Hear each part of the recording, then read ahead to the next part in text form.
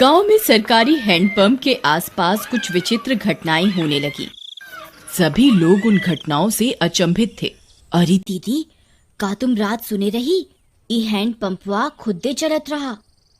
राती 12 बजे भला कौन पानी भरे आई?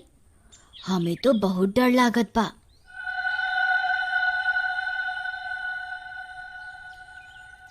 हाँ रानी, हम सुने रही। हमार रिंकिया के पापा तक कहत रही कि हम जाके देखा। हम उनके रोक लिहिस। कौन जाने का बला हुई। फिर उसी रात फिर से 12 बजते ही वह हैंडपंप खुद से चलने लगा।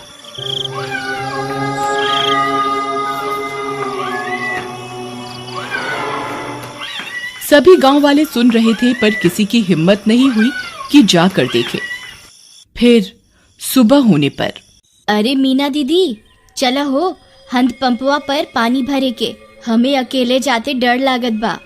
फिर वे दोनों हैंडपंप पर जाती हैं। वहां पहुंचकर उनकी आंख फटी की फटी रह जाती है। वहां किसी के पैर का निशान होता है जो इंसानी पैर से दुगने साइज का होता है। ई देखा हो रानी, हम कहत रहे ना कुछ गड़बड़ जरूर बा। ई देखा, भला किस इंसान के इतना बड़ पैर हुई। तभी वहां पिंकी आ जाती है। अरे दीदी, क्या हुआ? आप दोनों इतनी परेशान क्यों हैं? ई देखो बहन, इतना बड़का पैर। लागत है कौनो शैतान ई हैंडपंपवा पे आया रहा। कम ऑन दीदी, कोई प्रैंक कर रहा होगा। हमारी सिटी में तो ऐसे बहुत करा जाता है। अरे आप शहर से आई रही पिंकी बहन, आप ये सब ना समझी। फिर रात होने पर हैंडपंप फिर खुद से चलने लगता है।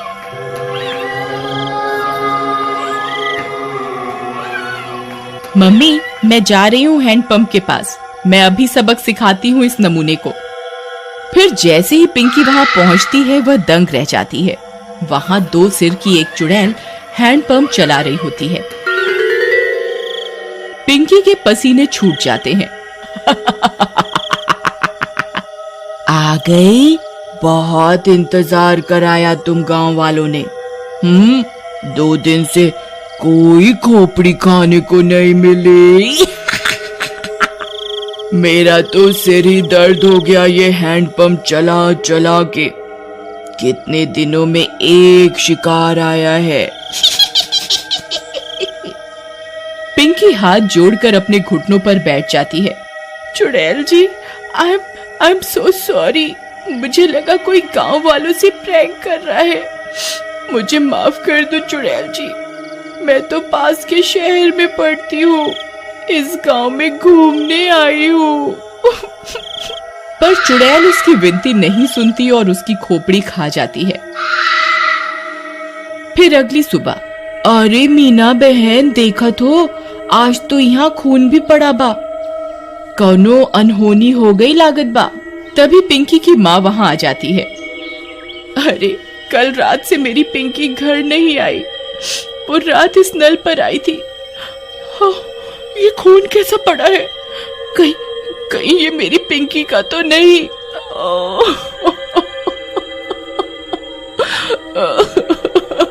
अरे भौजाई, हम उसे कल ही कहे रहे कि ज्यादा लेक्चर का झाड़ो। लगता है उसके साथ कुछ गलत हुई गवा। थोड़ी देर में झाड़ियों में उन्हें पिंकी की सिर कटी लाश दिखती है।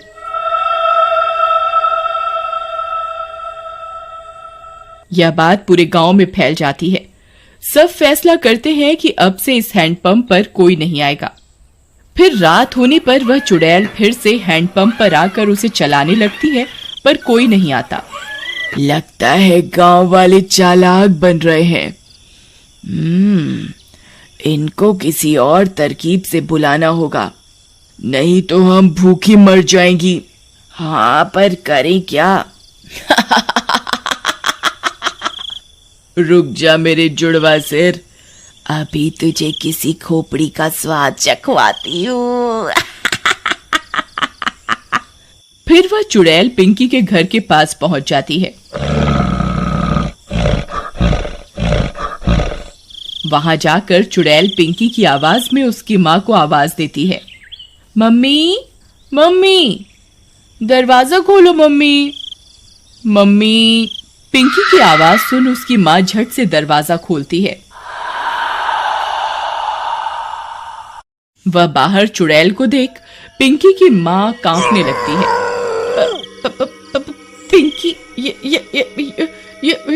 ये तुझे क्या हुआ? चुड़ैल की एक खोपड़ी अपनी लंबी जीभ से पिंकी की माँ को जकड़ लेती है। मैं कोई पिंकी विंकी नहीं। तेरी पिंकी तो कब की हजम भी हो गई होगी। अब तू मेरा खाना बनेगी मूर्ख औरत। फिर चुड़ैल उसकी खोपड़ी काट कर निकाल लेती है और उसे खा जाती है।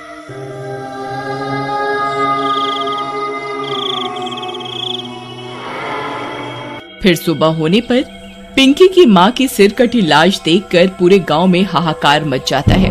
किसी को कुछ समझ में नहीं आता कि ये कौन कर रहा है और क्यों कर रहा है। सुनत हो जी, उस शहर वाली माँ बेटी के कोई मार के मुंडी गायब कर दिया रहा। लगता है कोनो भूत पिशाच ही सब कर रहा है। तुम बाहर ना जावा, तुमका कुछ हो गए तो हम का करब? अरे हमका कुछ ना होई। हम जात रहे वो हैंड पंपवा के आसपास सीसीटीवी कैमरा लगाई खातिर, हाँ, ताकि देख सकें आखिर मामला का बा। फिर वह गांव की कई दीवारों पर सीसीटीवी कैमरा लगा देता है। रात होने पर वह चुड़ैल वापस आती है। वह थोड़ी देर हैंडपंप चलाती है पर कोई नहीं आता। वह गांव में पिंकी और उसकी माँ की आवाज निकालकर सबको बुलाती है पर कोई नहीं आता। लगता है गांव वाले बहुत होशियार हो गए हैं, कुछ करना पड़ेगा। हाँ, कुछ तरकीब सोचो, नहीं तो अगर हम 2 दिन भूखी रही तो मर जाएंगी। गांव वाले हैंडपंप से पानी नहीं भर रहे पर कुएं से तो भर रहे हैं। हम चलकर कुएं में बैठ जाती हैं। जैसे ही कोई आएगा तुम अपनी लंबी जीभ से उसे अंदर खींच लेना, फिर हम उसे खा जाएंगी। हाँ, सही कहती हो। फिर वह चुड़ैल कुएं में जाकर छिप जाती है। सुबह होने पर, अरे सुबह सुबह कहाँ जावत बा? रात तू शैतानी शक्ति सारे गांव में घूम रही। अरे तू डरा ना, हमार राजकुमारी, हमका कछु ना हुई। हाँ, हम जाए रहे सीसीटीवी कैमरा से रिकॉर्डिंग ले खातिर। हाँ, अच्छा जावत ही हो तो मटका में पानी भर लावा कुआं से। फिर रानी का पति मटका लेकर निकल जाता है। अरे पहले रिकॉर्डिंग निकाला कि कुएं पे जावा? चलो पहले कुएं पे चलते हैं, नहीं तो वहां भीड़ हो जाए। फिर वह कुएं पर जाता है। जैसे ही वह कुएं में अपना घड़ा डालता है, चुड़ैल का सिर अपनी जीभ से लपेट कर उसे अंदर खींच लेता है। वह कुछ बोल भी नहीं पाता और चुड़ैल उसकी खोपड़ी खा जाती है।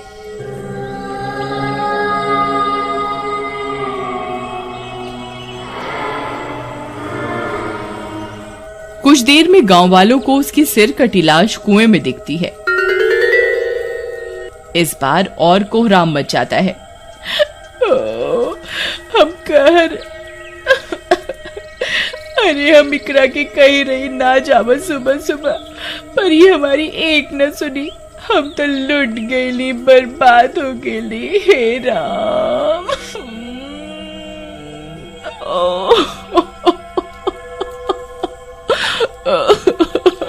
पर तुहार पति सुबह सुबह आया क्या करने रहा? फिर रानी ने बताया कि उसके पति ने सीसीटीवी कैमरे लगाए थे गांव में, जिससे यह पता चल सके कि आखिर मामला क्या है। फिर वे सब गांव वाले सीसीटीवी कैमरे से रिकॉर्डिंग निकालते हैं, टीवी पर चलाते हैं और चुड़ैल का सारा सच उनके सामने आ जाता है। वे यह भी सुन लेते हैं कि अगर वे चुड़ैल 2 दिन भूखी रही तो मर जाएंगी। गांव वालों, हमारे सामने एक बहुत खतरनाक दुश्मन है। इसे हराने के लिए हमें बस ये करना है कि हम 3 दिन तक अपने घरों में कैद रहें, नहीं तो ये 2 मुंडी वाली चुड़ैल कई और लोगों को अपना शिकार बना लेगी। मैं गांव में 3 दिन के लॉकडाउन का ऐलान करता हूँ। लॉकडाउन होने के बाद वे चुड़ैल 2 दिन तक गांव में आई अपना शिकार पकड़ने के लिए। उन्होंने कई तरकीबें लगाई पर कोई अपने घर से बाहर नहीं आया और वे दोनों चुड़ैल मर गईं।